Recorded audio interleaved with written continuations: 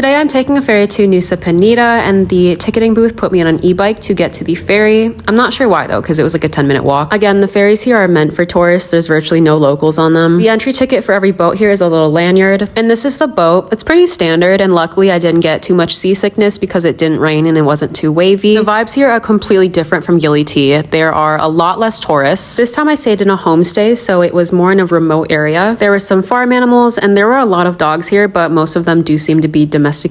After about a 10-minute trek from the harbor, I finally got to my homestay, and it was very nice. It looks like the host lives in this little house, and these are the rooms. Something I noticed on the island is that the houses are beautiful. Similar to Bali, Nusa Penida is mostly Hindu, whereas the Gili Islands were mostly Muslim. And here I noticed that they have their Chinang Sari, or their daily offerings, in these beautiful hanging kind of mailbox things. Again, most of the food options tend to be more Western to cater to all the tourists. And here they don't have Grab or any taxi apps. You just have to either call a taxi or rent a scooter. I would just call a scooter taxi, and as you can see, there's not a lot of street lights. You're basically just driving in pitch black. I came here to do my last dive trip, and this is Tito, the receptionist. He was so funny and bubbly, oh my gosh. Indonesians are very service oriented, so they set up all the equipment for us. This is the boat that we took to Manta Point, which is the main dive site here, and it was about a 50-minute ride. To enter the water, you set up all of your equipment, and then you sit on the edge of the boat and you basically flip backward into the water. And then once you're there, you start deflating and equalizing, so you sink deeper into the water.